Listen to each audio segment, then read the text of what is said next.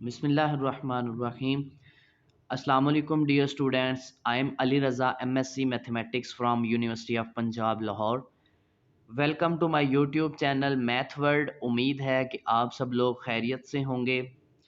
जैसा कि हमने एक बहुत ही इम्पोर्टेंट टॉपिक स्टार्ट किया हुआ है एनालिटिकल रीजनिंग, जो कि मैं प्रीवियस लेक्चर्स में बता चुका हूं कि ये सवालात जो हैं ये entry test, NTS, NET, GATE और मोस्ट इम्पोर्टेंट कुछ यूनिवर्सिटीज़ के अंदर एमफिल के टेस्ट में ये सवाल आते हैं। स्पेशली यूनिवर्सिटी ऑफ पंजाब में 15 मार्क्स के ये क्वेश्चन आते हैं। और मोस्टली जो मैं क्वेश्चन करवा रहा हूँ आप लोगों को, ये ऐसे सवाल हैं जो पेपर में आ चुके हैं, इम्पोर्टेंट सवाल हैं। तो चलिए आज हम अपने नेक्स्ट सवाल की तरफ चलते हैं। हमारा आज का जो सवाल है वो ये है कि a florist has exactly 7 varieties of flower. एक फ्लोरिस्ट का मतलब होता है जो फूल फरोश होता है, फूल बेचने वाला। A florist has exactly 7 varieties of flowers PQRSTU and V। एक फूल बेचने वाला है कि जिसके पास 7 वैरायटी हैं, उनके नाम ये गिवन है। From which she must select combination exactly 5 varieties. और जो एक कॉम्बिनेशन वो बनाएगा उसमें कम से कम 5 वैरायटीज होंगी। एक फूल बेचने वाला है कि जो जिसके पास 7 वैरायटी हैं टोटल, और जो कॉम्बिनेशन वो बना के देगा, यानी कि फर्ज करो एक गुलदस्ता ही बनाता है तो उसमें कम से कम 5 वैरायटियां होंगी, यानी कि 5 varieties with which to make flower arrangement. Any combination of the 5 varieties that conforms to all of the following conditions। तो कहता है एक कॉम्बिनेशन में कम से कम 5 वराइटियां होंगी, टोटल उसके पास 7 वराइटियां एक फ्लोरिस्ट यानी फूल बेचने वाले के पास। तो आगे हम इसकी कंडीशंस पढ़ते हैं। पहली कंडीशन ये है कि if P is used in an arrangement T can not be used in that arrangement. वो ये कहता है कि अगर किसी अरेंजमेंट में वो जो 5 वराइटीज़ को मिला के गुलदस्ता बना रहा है, पेयर बना रहा है, कॉम्बिनेशन बना रहा है, उसमें कहता है अगर आप P वराइटी रख लेते हो तो फिर T नहीं रखेंगे, T नहीं आएगी। उसके बाद दूसरी क्या है कि if Q is used in an arrangement U must also be used in that arrangement. दूसरी कंडीशन ये है कि कहता अगर आप Q को यूज़ करते हैं तो U मस्ट आएगा, यानी कि अगर Q आया तो U लाजमी उस वैरायटी में आएगा, कि अगर Q वैरायटी यूज़ करते हैं तो उस कॉम्बिनेशन में U वाला भी लाजमी आएगा। थर्ड कंडीशन है if R is used in an arrangement T must also be used in that arrangement. कहता है अगर आप R को यूज़ करते हैं तो फिर T भी लाजमी उस पेयर में, उस कॉम्बिनेशन में आएगा। सवाल मैं रिपीट करता हूं कि एक हमारे पास फ्लोरिस्ट है, फूल बेचने वाला, जिसके पास टोटल 7 वैरायटीज हैं। वो इन वैरायटीज में से कॉम्बिनेशन बनाता है और एक कॉम्बिनेशन में कम से कम 5 वैरायटियां शामिल होती हैं, 5 से कम नहीं होती। ठीक है, उसके अंदर कंडीशन ये थी कि अगर वो P वैरायटी रखता है तो T नहीं आएगा, अगर Q रखता है तो U लाजमी आएगा, और अगर वो R रखता है तो T लाजमी आएगा।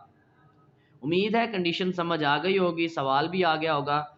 अब चलते हैं जो पहला हमारा आज का इसका सवाल है, इसके रिलेटेड वो ये है विच of the following is an acceptable combination of varieties that the florist can select for an arrangement. कहता है कि इसमें से बताओ कि कौन सा ऐसा कॉम्बिनेशन है कि जो बन सकता है, जो पॉसिबल है, जो एक्सेप्टेबल है, जो सारी कंडीशंस को सेटिस्फाई करता हो। तो आपने देखा होगा मोस्टली सवालात में पहला सवाल जो होता है वो इसी टाइप का होता है। ठीक है, तो चलिए हम देखते हैं। पहला जो हमारे पास ऑप्शन है वो क्या है, PQSTU। अब हमने देखना है कि जो हमारे पास कंडीशन है वो हमने यहाँ पे अप्लाई करनी है। अब उनको अप्लाई करेंगे, साथ साथ हम सवाल की तरफ देखेंगे। अब देखो जो हमारे पास हमने लिखा था कि अगर P यूज हो जाए तो T नहीं आना चाहिए। अब जो पहला ऑप्शन था उसमें देखो P है तो T भी आ गया, तो ये तो पहली कंडीशन को सेटिस्फाई नहीं करेगा। पहली कंडीशन थी कि अगर हमारे पास P यूज हो रहा है तो T not use, T use नहीं होगा, तो इसका मतलब ये तो अरेंजमेंट हो नहीं सकती। दूसरी देखो, इसमें देखो P आ रहा है लेकिन T नहीं आ रहा, इसका मतलब पहली कंडीशन सेटिस्फाई हो रही कि अगर P है तो T नहीं आएगा। ठीक है, यही थी ना ये जो लिखी हुई है कि इफ P इज यूज्ड तो T can not be used. तो मैं ज़रा इस अरेंजमेंट को मैंने शॉर्ट फॉर्म में लिख दिया ताकि इजीली हम देख सकें। अब दूसरा ऑप्शन क्या था कि अगर Q यूज हो रहा है तो U भी होगा। तो देखो Q आ रहा है तो फिर U भी लाजमी आ रहा है। ठीक है, उसके बाद तीसरी कंडीशन थी कि अगर R आ रहा है तो T का भी आना लाजमी है, T भी जरूर आएगा। अब इसमें R आ गया लेकिन T नहीं आ रहा, तो इसका मतलब तीसरी कंडीशन सेटिस्फाई नहीं हुई, तो ये भी गलत ऑप्शन है। उसके बाद हम चलते हैं नेक्स्ट की तरफ। इसमें देखो P आ रहा है तो T भी आ रहा है, जबकि क्या था कि अगर P आए तो T नहीं आना चाहिए, तो ये ऑप्शन भी गलत है। डी देखते हैं, इसमें देखो P है ही नहीं। उसके बाद Q देखो, Q आ रहा है तो U भी आ रहा है, यही थी हमारी कंडीशन कि Q आए तो U का आना भी लाजमी है। ठीक है, उसके बाद R आए तो T का आना भी लाजमी है। ये देखो R used T must also used, ये तीसरी कंडीशन थी। तो R तो आ गया लेकिन T नहीं है, तो इसका मतलब ये थर्ड कंडीशन को सेटिस्फाई नहीं करता, तो ये भी गलत अरेंजमेंट है।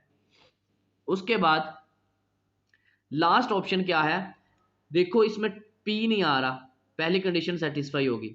उसके बाद देखो P नहीं आ रहा तो देखो T आ गया, तो अगर P आता फिर T नहीं आना था। उसके बाद दूसरी कंडीशन देखो Q आ जाए तो U आना लाजमी है, Q आए तो U मस्ट आल्सो, मस्ट लाजमी आएगा। देखो Q भी आ गया, U भी आ गया। तीसरी क्या थी कि R आए तो T भी लाजमी आएगा, R भी आ गया, T भी आ गया। तो मतलब ऑप्शन ई सारी कंडीशन सेटिस्फाई करता है, इसलिए correct answer is option E. उसके बाद नेक्स्ट सवाल है कि if the florist select variety R, अगर वो आर को सिलेक्ट करता है, included in an arrangement which of the following must be true of that arrangement. तो कहता है अगर वो आर को यूज करता है तो फिर बताओ इनमें से करेक्ट आंसर कौन सा है। अब देखो पहला ऑप्शन ही क्या है, पी इज नॉट यूज्ड। अब अगर देखा जाए, हमने पढ़ा था कि अगर P हमारे पास आ रहा है तो इसका मतलब T नहीं आएगा, ये नॉट आएगा। और अगर हमारे पास R आए, सवाल में क्या अगर R आ जाए तो इसका मतलब T लाजमी आएगा। तो फिर इसका मतलब ये है कि उसने बोला कि R रखना है, मीन्स कि अगर R रखा है तो फिर T भी आएगा। ये थर्ड जो ऑप्शन है हमारे पास, ये वाला जो मैंने लिखा हुआ कि अगर R यूज होता है तो T भी लाजमी होगा। तो इसका मतलब कि अगर P यूज हो फिर तो T आ नहीं सकता। तो अगर R आ रहा है तो T लाजमी आना है, तो अगर R आ रहा है तो T भी आएगा। तो इस मीन कि अगर R भी आ गया T भी आ गया तो फिर P नहीं होगा, क्योंकि अगर P है तो T नहीं आना चाहिए, अगर T है तो फिर P नहीं आएगा। तो इसका मतलब है कि अगर R यूज हो रहा है तो T तो लाजमी होगा, तो अगर T यूज हो गया तो फिर P यूज नहीं होगा।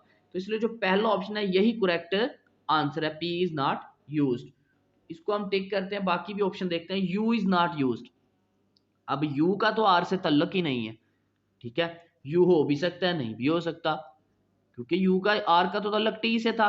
उसके बाद Q इज नॉट यूज्ड, और Q का भी तल्लुक नहीं है R से, ना ही इसका है ना ही V का है। तो इसलिए जो करेक्ट ऑप्शन था वो हमारा ऑप्शन A था।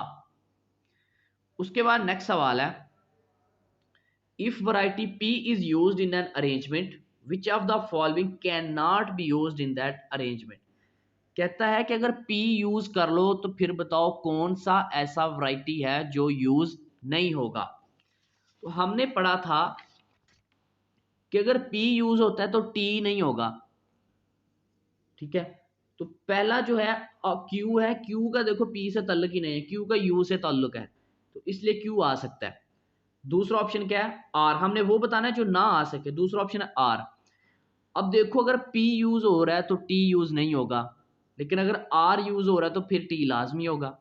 इसका मतलब है कि अगर P यूज होगा तो फिर R ही ऐसा ऑप्शन है, ऐसी वैरायटी है जो नहीं आएगा। क्यों? क्योंकि R जब आएगा तो फिर T का आना लाजमी है, लेकिन जब P यूज हो जाए तो फिर T नहीं आ सकता। लेकिन उसने सवाल में बोला कि P यूज हो रहा है तो इसका मतलब T नहीं होगा। तो अगर T नहीं है तो फिर R ऐसा ऑप्शन है जिसको हम यूज नहीं कर सकते, क्योंकि R के साथ T का होना लाजमी है, और T तभी होगा जब हम P को यूज ना करें। जब P यूज हो जाए फिर T नहीं आ सकता। तो इसलिए correct answer is R, R ऐसा वैरायटी है जिसको हम यूज नहीं कर सकते। आगे एस है, एस हो भी सकता है, नहीं भी हो सकता। यू और वी के लिए भी यही है, क्योंकि इनका पी के साथ कोई भी पाबंदी नहीं है। उसके बाद जो आखिरी सवाल है हमारा आज का, if the florist does not select variety V for an arrangement which of the following also can not be selected. कहता है कि इनमें से बताओ कि कौन सा ऐसा ऑप्शन है कि अगर हम वी को सिलेक्ट नहीं करते तो फिर कौन सा ऐसा ऑप्शन है कि जिसको हम सिलेक्ट नहीं करेंगे। अगर वी नहीं हो रहा तो फिर कौन ऐसा जिसको हम सिलेक्ट नहीं करें, तो वो हमने बताना है P Q R S T के इसमें से कौन सा है। सवाल ये है थोड़ा कंफ्यूजन वाला कि अगर कहता है वैरायटी वी हम सिलेक्ट नहीं कर रहे तो फिर बताओ इनमें से कौन सा है जिसको हम सिलेक्ट नहीं करेंगे। तो अब देखो ये सवाल मैं साथ समझाता हूं आपको। पहला ऑप्शन ही देख लो पी। अब देखो अगर मैं पी को रख लूं, ठीक है, तो फिर इसके साथ टी को भी नहीं रखेंगे, फिर टी को नहीं रखा तो फिर आर को भी नहीं रख सकेंगे, क्योंकि पी को अगर रख लिया हमने, ठीक है, तो फिर टी नहीं आएगा। तो टी तभी आएगा जब आर भी होगा। तो इसका मतलब अगर पी रखते हैं तो फिर ना टी आ सकता है ना ही आर आ सकता है। टोटल हमारे पास जो ऑप्शन थे वो थे P Q R S T U V, ये 7 थे। अब इसमें से पी भी निकल गया, टी भी निकल गया, आर भी निकल गया, बाकी कौन से बचे 1 2 3 4। अब देखो अगर मैं पी को रख लूं तो मेरे पास जो है बाकी 4 बचती हैं, 4 वैरायटी। लेकिन हमने पीछे पढ़ा था कि कम से कम एक कॉम्बिनेशन में 5 वैरायटी होना लाजमी है। तो इसका मतलब है कि अगर मैं पी ऑप्शन सेलेक्ट करता हूं, क्योंकि वी तो उसने ऑलरेडी बोल दिया कि नहीं करना सवाल में, तो वी भी कैंसिल हो गया इनमें से। तो अगर मैं वी को ना करूं और पी वाला ऑप्शन भी अगर मैं ना करूं तो फिर मेरे पास बाकी बचते हैं 1 2 3 वैरायटी, जबकि एक कॉम्बिनेशन में 5 वैरायटी का होना जरूरी है। वो सवाल में गिवन था कि एक कॉम्बिनेशन में 5 वैरायटी होंगी। तो फिर यही करेक्ट आंसर है पहला ही कि पी ऐसा ऑप्शन है जिसको हम सेलेक्ट नहीं करेंगे, क्योंकि अगर पी को नहीं सिलेक्ट करेंगे फिर ही आर और एस आर और टी आएंगे। तो इसलिए करेक्ट आंसर है पी। बाकी क्यू जो है उसको हम रख सकते हैं, आर भी रख सकते हैं, ठीक है, क्योंकि जब पी नहीं रखेंगे फिर आर आएगा ही आएगा और टी भी आएगा और एस भी आएगा। इसलिए हमारा करेक्ट आंसर पी था कि हम पी को नहीं रखेंगे जब वी को नहीं रखेंगे तो, क्योंकि अगर पी को रख लें फिर हमारा कॉम्बिनेशन पेयर ही पूरा नहीं होता, 5 पूरे नहीं आते। तो फिर पी ही ऐसा ऑप्शन है जिसको नहीं रखेंगे। तो ये हमारा आज का लेक्चर था। उम्मीद है कि आप सब लोग को समझ आ गई होगी। फिर भी अगर किसी स्टूडेंट का कोई सवाल होता है तो वो कमेंट में पूछ सकता है। तो वीडियो को लाइक और शेयर ज़रूर कीजिएगा और चैनल को सब्सक्राइब करना मत भूलिए। साथ बेल आइकन को प्रेस करें और ऑल वाला ऑप्शन को सेलेक्ट करें ताकि जितने भी मज़ीद लेक्चर मैं अपलोड करूं इजीली आप लोगों तक पहुंच सके और आप लोगों के लिए फ़ायदेमंद साबित हो सके। तो इंशाल्लाह मिलते हैं अपने नेक्स्ट लेक्चर में। तब तक के लिए खुदा हाफिज़, फ़ी अमानिल्लाह।